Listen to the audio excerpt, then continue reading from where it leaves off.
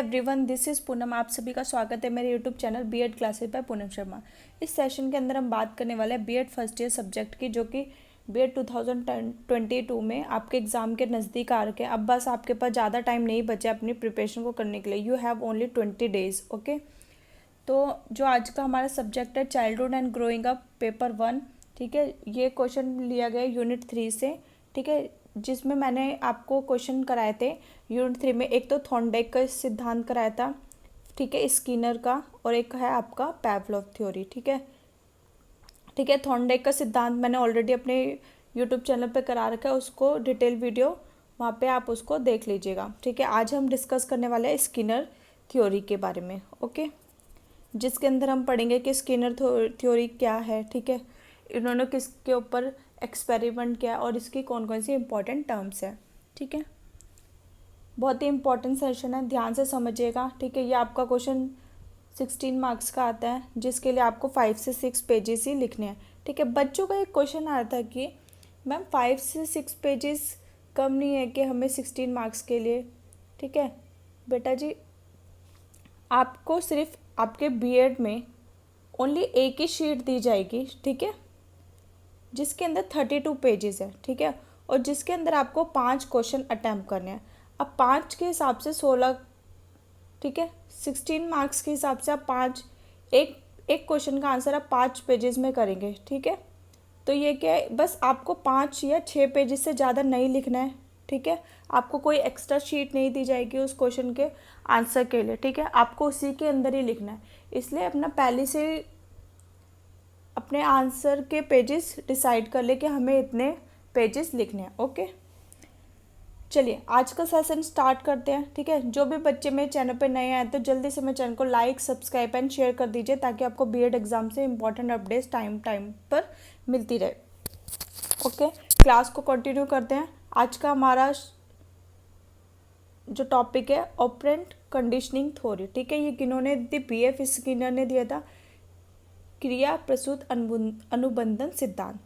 इसके अंतर्गत होता क्या है, इस सिद्धांत का प्रतिपादन अमेरिका के हार्वर्ड विश्वविद्यालय के प्रोफेसर बीएफ स्किनर द्वारा किया गया था, ठीक है। क्रिया प्रसूत अनुबंधन सिद्धांत किसने दिया था? बीएफ स्किनर ने दिया था। ये कहाँ के निवासी थे? अमेरिका के निवासी थे, ठीक है। क्रिया प्रसूत अनुबंधन सिद्धांत को अन्य नाम से भी जानते हैं, ठीक है। नैमित्तिक अनुबंधन का सिद्धांत, कार्यात्मक प्रतिबद्धता का सिद्धांत, सक्रिय अनुबंधन का सिद्धांत, और आपका आता है अभिक्रमित अनुबंधन अनुदेशन का सिद्धांत, ठीक है। बीएफ स्किनर ने सबसे अधिक अनुक्रिया पर जोर दिया। किस पर जोर दिया है? अनुक्रिया, कि हम लर्निंग कैसे करते हैं, ठीक है, हम कैसे चीज़ों को सीखते हैं। जब तक हम कोई क्रिया नहीं करेंगे, अनुक्रिया नहीं करेंगे, रिस्पॉन्स नहीं करेंगे, तब तक कोई कुछ रिजल्ट नहीं आने वाला है, ठीक है। इन्होंने इस पर अनुक्रिया पर जोर दिया था, इसलिए इसे क्रिया प्रसूत अनुबंधन का सिद्धांत कहा जाता है। सक्रिय अनुबंधन, meaning of an operant condition. सक्रिय अनुबंधन सीखने की उस प्रक्रिया को कहते हैं जिसके द्वारा सीखने वाले के सक्रिय व्यवहार का अनुबंधन किया जाता है, ठीक है। स्किनर ने पैवलोव और वॉटसन की तरह अनुक्रिया व्यवहार रिस्पॉन्स बिहेवियर के अनुबंधन पर बल न देकर सक्रिय व्यवहार के अनुबंधन पर जोर दिया, ठीक है। रिस्पॉन्स पर इन्होंने ज़्यादा जोर दिया है कि हम तभी सीखेंगे जब हम कुछ ना तो कुछ रिस्पॉन्स करेंगे, अनुक्रिया करेंगे, ठीक है। अपने सक्रिय अनुबंधन में स्किनर ने हम कैसे सीख पाते हैं, ठीक है, इन्होंने इसमें बताया कि हम कैसे चीज़ों को सीख पाते हैं।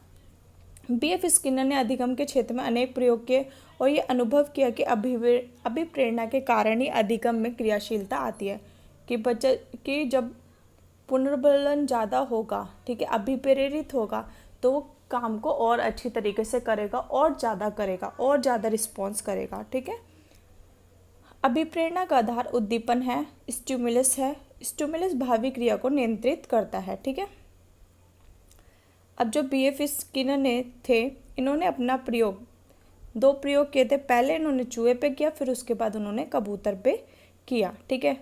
इन्होंने क्या किया, एक बॉक्स लिया, उसमें एक चूहे को बंद कर दिया, ठीक है। वहाँ पे एक छोटा सा छेद था, ठीक है। चूहा क्या करता था, इधर उधर घूमता था, गलती से उसका पैर उस पर पड़ गया, लीवर पे, ठीक है। जैसे ही लीवर खुला तो उसके सामने खाना आ गया, इससे चूहा जब भी प्रतिक्रिया करता था तो उसे खाना मिल जाता। तो इसी को क्या बोलते थे, क्रिया को प्रस्तुत अनुबंधन सिद्धांत कहते थे, कि जब जब चूहा क्या करेगा, रिस्पॉन्स करेगा, तब उसको खाना मिल जाएगा।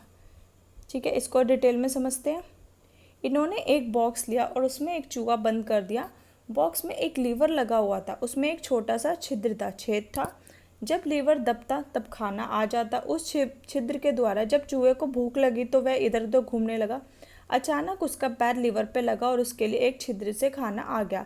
इसके बाद उसने इस क्रिया को दोहराया और खाना दोबारा करता है। जब जब वो क्रिया करता है तब तक उसको खाना आ जाता। ठीक है, कॉन्टिन्यूसली प्रोसेस हो रहा है। इसमें चूहा जब भी प्रतिक्रिया करता है तो उसको खाना मिल जाता है। इसी क्रिया को प्रसूत का अनुबंधन सिद्धांत कहते हैं। ओके, इस प्रयोग में यह निष्कर्ष निकलता है कि पहले अनुक्रिया होती है, पहले रिस्पॉन्स होता है, उसके बाद ही स्टिमुलस मिलता है। ठीक है, जैसे जैसे पुनर्बलन मिलता है वैसे वैसे सही अनुक्रिया करने और लक्ष्य तक पहुंचने की प्रक्रिया में तीव्रता आती है। सीखने की अनुक्रिया में पुनर्बलन का विशेष महत्व है। ठीक है, इसमें एक सबसे इम्पोर्टेंट टर्म है पुनर्बलन, रेनफोर्समेंट। ठीक है, इसको हम अच्छे से डिटेल में समझते हैं।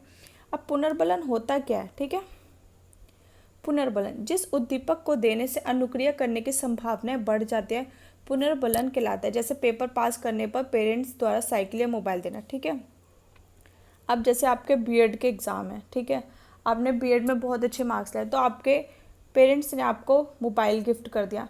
फिर आप सोचोगे कि नहीं, अब मेरे को सेकेंड ईयर में इससे भी ज़्यादा मार्क्स लेके आने हैं, तो क्या पता मुझे साइकिल मिल जाए, क्या पता मुझे, ठीक है, एक्टिवा मिल जाए, है ना।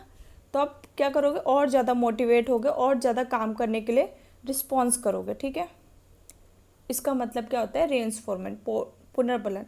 अब पुनर्बलन दो प्रकार के होते हैं, सकारात्मक पुनर्बलन पॉजिटिव रेन्फोर्समेंट और नकारात्मक पुनर्बलन नेगेटिव रेन्फोर्समेंट। ठीक है, सकारात्मक का समझ, अगर हमने कोई काम किया है उसके लिए हमारी प्रशंसा हो जाए, ठीक है, तो हम क्या करेंगे, उस काम को ज़्यादा करेंगे और अच्छे से रिस्पॉन्स करेंगे, ताकि अभी तो हमने सिर्फ पेरेंट्स का नाम रोशन, आगे चल के हम पूरी दुनिया में अपना नाम रोशन करें। ठीक है, इसको क्या बोलते हैं, सकारात्मक पुनर्बलन। ठीक है, पॉजिटिव रेन्फोर्स, जैसे भोजन, पानी, नौकरी, प्रशंसा आदि। ठीक है, नकारात्मक पुनर्बलन। ठीक है, अब हमारे क्या है, बहुत मार्क्स कम आए हैं, ठीक है, बस हम पास ही हुए हैं, तो इस बात पे हमारे पेरेंट्स ने हमको दंड दिया। ठीक है, कोई भी चीज़ मांगते तो मना करते, डांटने लग गए, तो ये क्या होता है, नेगेटिव पुनर्बलन होता है। ठीक है, अब आगे अनुक्रिया करेंगे, रिस्पॉन्स करेंगे, नहीं करेंगे। ठीक है, तो इसी को बोलते हैं रेनफोर्समेंट। कितने टाइप के होते हैं, दो टाइप के, एक होता है पॉजिटिव, एक होता है नेगेटिव। प्राणी मतलब प्राणी मीन्स मनुष्य या जीव जंतु को यदि सकारात्मक पुनर्बलन दिया जाता है तो प्राणी क्रिया को दोहराता है। ठीक है, अगर हमको पॉजिटिव रिस्पॉन्स मिलेगा, पॉजिटिव रेन्फोर्समेंट मिलेगा, तो हम क्या करेंगे, उस क्रिया को करेंगे। अगर हमको नेगेटिव मिलेगा तो हम उस क्रिया को दोबारा करना कभी भी नहीं चाहेंगे और उसको कभी भी नहीं दोहराएंगे। ठीक है, पुनर्बलन अनुसूची रेन्फोर्समेंट शेड्यूल में ये दो प्रकार के होते हैं। एक सतत पुनर्बलन अनुसूची, आपको इसके नाम से ही पता चल रहा होगा कि लगातार मिलने वाला, कॉन्टिन्यूस रीइंफोर्समेंट शेड्यूल। ठीक है, आंशिक पुनर्बलन अनुसूची, पार्शियल रीइंफोर्समेंट। ठीक है, सतत मतलब लगातार पुनर्बलन, आंशिक मतलब कभी कभी मिलता है। ठीक है, कभी कभी पुनर्बलन मिलता है। ठीक है, इसको एक से, ठीक है, आप एक क्लास में आपकी टीचर है, आपके टीचर ने 5 क्वेश्चन दिए। ठीक है, 1 2 3 4 5 6। ठीक है, अब बच्चे ने पहला क्वेश्चन कर दिया, तब उसको मैम बोलते हैं शाबाश, बहुत अच्छी बात, तारीफ़ की उसकी। सेकंड सॉल्व करता है, फिर दोबारा मैम ने तारीफ़ की। थर्ड करता है, फिर दोबारा। ठीक है, अब जब जब वो बच्चा क्वेश्चन को सॉल्व कर लेता है तो उसको प्रशंसा होती है। ठीक है, लेकिन क्या होता है, जब बच्चों ने, मैम ने बहुत सारे आपको क्वेश्चन दे दिए, ठीक है, अब मैम ने सारे क्वेश्चन करा लिए, थोड़े टाइम बाद क्या करती है मैम, बाद में प्रशंसा करती है। मतलब कभी कभी आपने 2-3 क्वेश्चन कर लिए, ठीक है, तो आपको मैम ने पुनर्बलन दिया। ठीक है, कंटिन्यूसली नहीं दे रही है, आंशिक रूप से ही दे रही है। ठीक है, सतत पुनर्बलन अनुसूची, इसमें जब जब क्रिया होती है तो पुनर्बलन दिया जाता है। जैसे प्रत्येक सवाल हल करने पर बच्चे की तारीफ की जाती है। आंशिक पुनर्बलन अनुसूची, इसमें हर क्रिया के लिए पुनर्बलन नहीं दिया जाता है। ठीक है, बल्कि कभी कभी कुछ क्रियाओं के लिए, ठीक है, जैसे कि बच्चे क्लास में फर्स्ट सेकंड थर्ड आ गए, ठीक है, उन बच्चों को पुनर्बलन दे दिया, बाकी बच्चों को नहीं दिया, ठीक है, आंशिक दिया, ठीक है, इसी को बोलते हैं हम, ठीक है, दिया जाता है। जैसे सभी सभी सवालों की जगह कुछ सवालों पर तारीफ करना, इसी को क्या बोलते हैं, आंशिक पुनर्बलन अनुसूची कहते हैं। अगर आपको मेरा वीडियो पसंद आता है तो please like share and subscribe जरूर करें और ज़्यादा से ज़्यादा अपने फ्रेंड्स को शेयर करें, ठीक है, और कमेंट बॉक्स में ज़रूर बताया कीजिए कि आपके एग्ज़ाम के लिए मेरी वीडियोस काफ़ी हेल्पफुल हैं या नहीं। Okay, thanks for watching.